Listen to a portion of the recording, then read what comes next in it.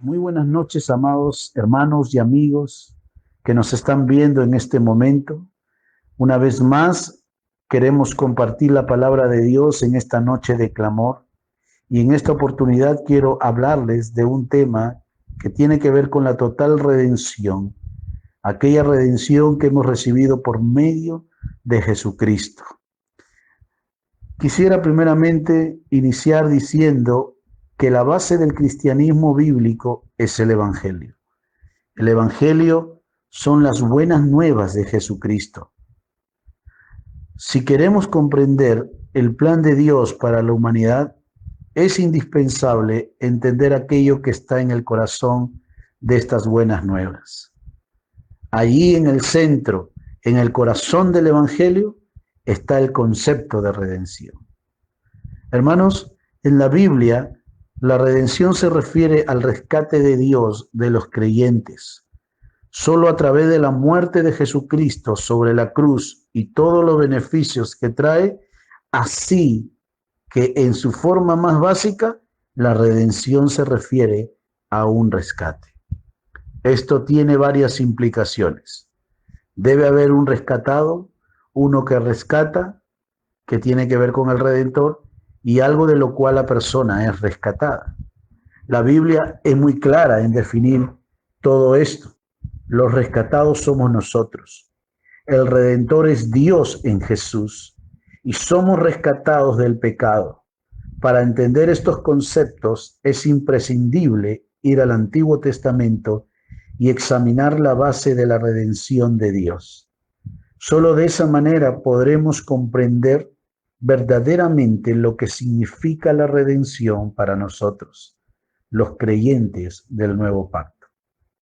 La redención en el Antiguo Testamento nos relata que el Éxodo es el evento en el Antiguo Pacto que pone las bases para la correcta comprensión de lo que es la redención. Los israelitas se encontraban cautivos en Egipto y Dios escoge a Moisés como el agente de liberación. Eso lo podemos ver en Éxodo capítulo 3. Pero también Dios se muestra poderosamente a través de prodigios y milagros. Y eso lo podemos ver en Éxodo capítulo 7 al 12. Y finalmente los israelitas logran salir de Egipto, dice la historia. Sin embargo, antes de que los israelitas pudieran salir, Dios les mandó prepararse para una última señal que terminaría convenciendo totalmente al pueblo egipcio para dejar salir a Israel. Dios traería una plaga de gran mortandad. Todo primogénito del territorio moriría, excepto si el ángel del Señor veía la sangre de un cordero inocente puesta sobre los dos postes y el dintel de la puerta de cada hogar. La Biblia dice en Éxodo 12:7, después tomarán parte de la sangre y la untarán en ambos lados y en la parte superior del marco de la puerta de la casa donde comen el animal. Este cordero inocente sería el sustituto. Este cordero se convertiría en una imagen de la redención de Dios, ya que el cordero era el pago del rescate por la vida del primogénito. Ahora, después de que el ángel del Señor le quitó la vida a los primogénitos egipcios, los israelitas lograron salir de la esclavitud y finalmente Dios triunfó sobre sus enemigos cuando el mar Rojo sepultó al ejército egipcio. Éxodo 14:28 dice, enseguida las aguas volvieron a su lugar y cubrieron todos los carros y a sus conductores. El ejército completo del faraón no sobrevivió, ni uno de los egipcios que entró al mar para perseguir a los israelitas. Es interesante porque después de todo este evento del Éxodo, Dios les dice a los israelitas en Éxodo 7:8, el Señor no te dio su amor ni te eligió porque eres una nación más numerosa que las otras naciones, pues tú eras la más pequeña de todas. Más bien, fue sencillamente porque el Señor te ama y estaba cumpliendo el juramento que les había hecho a tus antepasados. Por eso te rescató, dice, con mano poderosa de la esclavitud y de la mano opresiva del faraón, rey de Egipto. Es interesante ver en este texto la palabra rescató. La palabra hebrea que se usa aquí para rescatado es padá, que significa provocar la libertad o la liberación de una persona de la esclavitud o de ser posesión de alguien. Notemos en el pasaje que la redención, que el rescate, no sucede debido a alguna característica intrínseca del pueblo de Israel, sino todo lo contrario. Israel era un pueblo insignificante. Más bien, la base del amor redentor de Dios está en sí mismo, en el juramento que había hecho a sus antepasados. Así que la redención tiene a Dios como base. El pueblo de Dios es el rescatado de servidumbre de Faraón en Egipto. Así que en este pasaje tenemos a los redimidos, el pueblo de Dios, el Redentor, Dios mismo por medio de Moisés y aquello de lo cual fueron rescatados de la servidumbre en Egipto. Ahora, el pueblo judío entendía que el éxodo era la base para comprender la gran redención de Dios, amado hermano. Aunque Dios muchas veces usaba mediadores para traer su rescate, como Moisés, los judíos entendían bien que la redención finalmente provenía de Dios, de tal manera que Redentor se convierte en una de las descripciones de Dios en el Antiguo Testamento y los profetas lo asocian con su nombre de pacto, Jehová o Yahvé. Por ejemplo, en Isaías 43:14 dice: así dice Jehová, Redentor vuestro, el Santo de Israel. Isaías 47:4 dice: nuestro Redentor, Jehová de los ejércitos, es su nombre, el Santo de Israel. Y Jeremías 50:34 dice: el Redentor de ellos es el fuerte, Jehová de los ejércitos es su nombre. Amado hermano, por lo tanto, el pueblo judío entendía muy bien la importancia teológica de la redención en sus vidas y en la historia de su pueblo. El Éxodo era la base para comprender la gran redención de Dios. Ellos habían sido esclavos en Egipto, pero Dios los había rescatado con grandes prodigios y milagros. La fiesta de la Pascua era un recordatorio de que la sangre de un cordero inocente se había derramado para rescatar a los primogénitos de la muerte. A lo largo de la historia del Antiguo Testamento, el concepto de redención se continúa desarrollando, tanto así que el mismo salmista usa esa palabra para referirse a cómo Dios lo redimiría de sus pecados. Salmo 138 dice: Él mismo redimirá a Israel de toda clase de pecado. Sin dudas, el pasaje en toda la Biblia que de manera más clara profetiza que la labor del Mesías sería la de un sustituto que traería redención a su pueblo es Isaías capítulo 53 del 3 al 12, cuando nos dice que fue siervo sufriente de Jehová y que llevaría nuestras enfermedades y dolores, que sería herido por nuestras rebeliones y molido por nuestros pecados. Sería un cordero llevado al matadero y cargaría con nuestro pecado al poner su vida en expiación por el pecado y llevaría el pecado de muchos.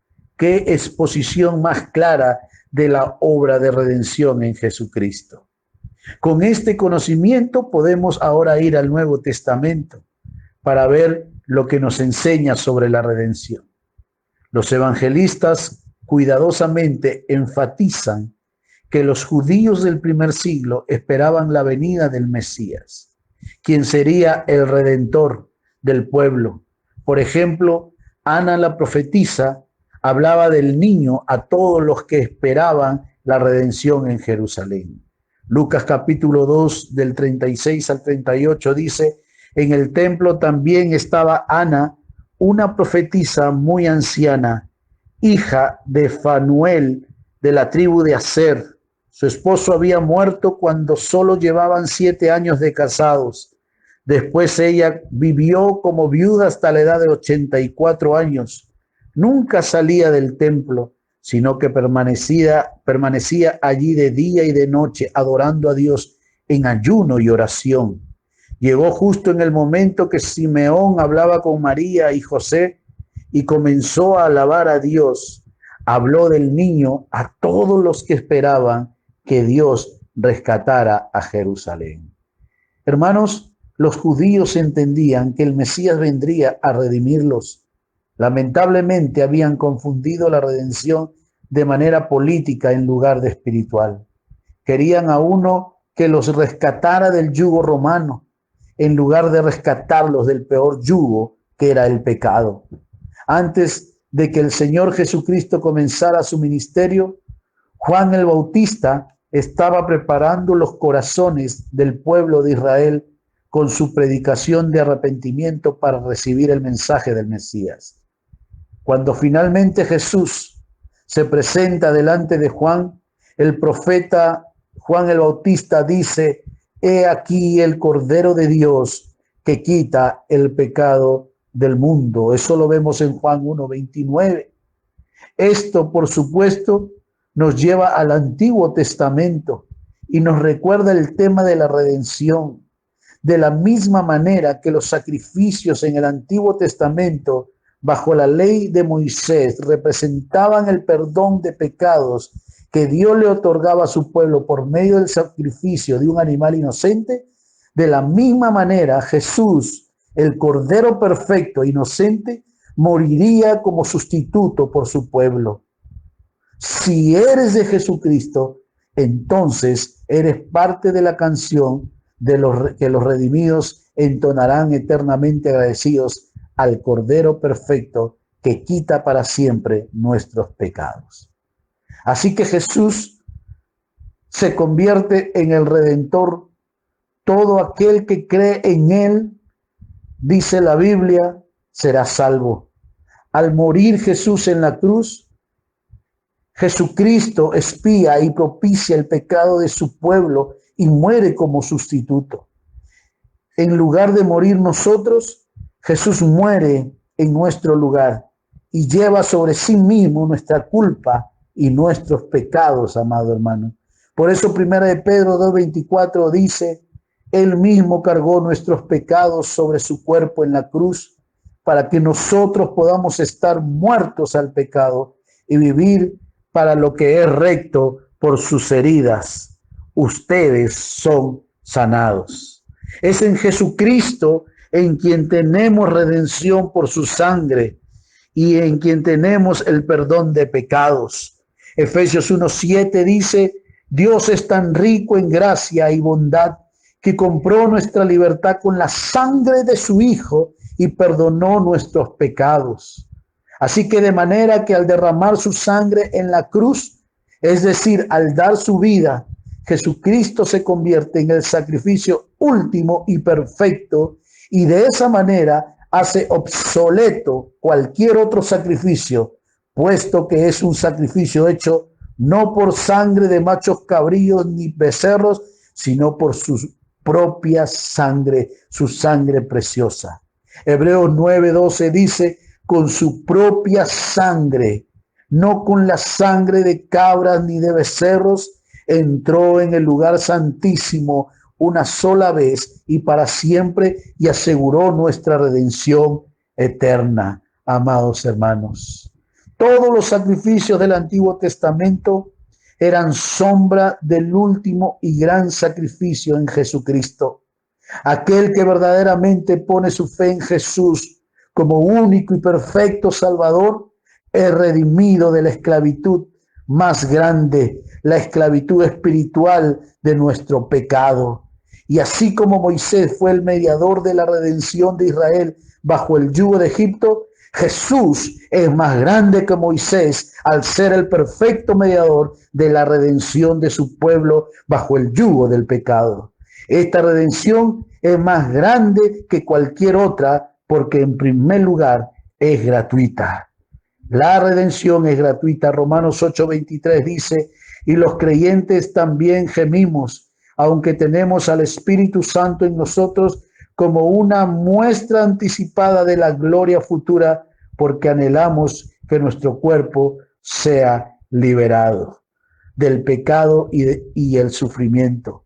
Nosotros también deseamos con una esperanza ferviente que llegue el día en que Dios nos dé todos nuestros derechos como sus hijos adoptivos, incluido el nuevo cuerpo que nos prometió. Pero también esta redención nos hace perfectos para siempre aquellos que hemos sido santificados. Dice Hebreos 10:14, pues mediante esa ofrenda Él perfeccionó para siempre a los que está haciendo santos, amados hermanos. Esta redención que hace Jesús tiene dimensiones pasadas, presentes y futuras. Vimos cómo el Antiguo Testamento prefigura la obra redentora de Jesucristo, pero también vimos en el Nuevo Testamento cómo atestigua que aquel que cree en Jesucristo es redimido en el tiempo presente, porque en él hay total redención. La Biblia dice en Juan 3:16, pero Dios amó tanto al mundo que dio a su único Hijo para que todo el que crea en Él no se pierda, sino que tenga vida eterna. Pero hay una dimensión futura también, amado amigo y amado hermano, la cual vemos ejemplificada en los 24 ancianos que en el libro de Apocalipsis se postran delante del Cordero. Vale la pena en esta noche citar esta magnífica escena en Apocalipsis 5:9-14, y dice, y cantaban un nuevo cántico diciendo, digno eres de tomar el libro y de abrir sus sellos, porque tú fuiste inmolado y con tu sangre nos has redimido para Dios de todo linaje y lengua y pueblo y nación, y nos has hecho para nuestro Dios reyes y sacerdotes, y reinaremos sobre la tierra. Y miré y oí la voz de muchos ángeles alrededor del trono y de los seres vivientes y de los ancianos, y su número era millones de millones, que decían a gran voz, el Cordero que fue inmolado es digno de tomar el poder, las riquezas, la sabiduría, la fortaleza, la honra, la gloria y la alabanza. Y a todo lo creado que está en el cielo y sobre la tierra y debajo de la tierra y en el mar, y a todas las cosas que en ellos hay. Oí decir al que está sentado en el trono y al Cordero, sea la alabanza, la honra, la gloria y el poder por los siglos de los siglos. Los 4 seres vivientes decían amén, y los 24 ancianos se postraban sobre sus rostros y adoraron al que vive por los siglos de los siglos. Apocalipsis 5:9-14. Amado hermano, si tú eres de Jesucristo, si tú has creído en Él y gratuitamente has recibido la redención de tus pecados por la fe, entonces déjame decirte que tú eres parte de esta canción que los redimidos entonarán eternamente agradecidos al Cordero perfecto que quita para siempre nuestros pecados. Por eso, en esta noche podemos decir que solamente en Cristo tenemos una total redención para la gloria y honra de nuestro Señor. Querido amigo que nos estás escuchando, Dios quiere que experimentes en esta noche la total redención por medio de Jesucristo. Hoy ya no necesitamos derramar la sangre de un macho cabrío para la limpieza de nuestros pecados. Jesús es el sacrificio perfecto para el perdón de nuestros pecados y poder recibir la vida eterna. Hoy ya no necesitamos del atrio para poder acercarnos a Dios. Es por medio de la muerte en la cruz y la resurrección de Jesús que tenemos acceso a Dios cuando nos acercamos de corazón a Él. Si tú en esta noche quieres recibir esa redención de parte de Dios, lo único que tienes que hacer es arrepentirte de tus pecados y reconocer a Jesús como el Señor y Salvador de tu vida. En otras palabras, tienes que rendir tu vida a Jesús y confesarle que estás viviendo a espaldas de Dios. Recuerda que Él, siendo Dios, se despojó de su gloria y se hizo hombre para morir en una cruz en lugar nuestro. La única razón por la cual lo hizo es porque te amó desde un comienzo. Jesús te ama y Él quiere que en esta noche vengas a Él. En estos días de Semana Santa mucha gente piensa que quienes crucificaron a Jesús fueron los soldados romanos, pero no, déjame decirte que no fue así. Quienes crucificaron a Jesús fuimos nosotros, los cuales estábamos muertos en nuestros delitos y pecados, viviendo conforme a nuestra manera de pensar, independiente de Dios, dándole la espalda constantemente. Por eso fue crucificado Jesús. Pero en esta noche Él quiere darte una oportunidad. Él quiere darte la total redención y así poder estar libre de la esclavitud del pecado y la condenación eterna. Por eso, querido amigo que nos estás viendo, ahí donde estás, si tú quieres entregar tu vida a Jesús, quisiera que cierres tus ojos ahí donde estás y repitas esta oración conmigo. Repite esta oración conmigo. Si tú en esta noche quieres entregar tu vida a Jesús. Señor Jesús, gracias por tu palabra. En esta noche reconozco que soy un pecador, pero también reconozco que tú eres el Dios Salvador. Te reconozco como el Rey de mi vida. Me arrepiento de mis pecados y te entrego mi vida. Te rindo mi vida a ti. Señor, regálame en esta noche esa total redención. En el nombre de Jesús, oramos así. Amén y amén. Si tú, querido amigo, has aceptado a Cristo Jesús, déjeme decirle que tienes la oportunidad para que nos puedas escribir por inbox y puedas tú darnos tus datos, tu teléfono y así poder llamarte y poder conversar contigo. Que Dios les bendiga, amada iglesia.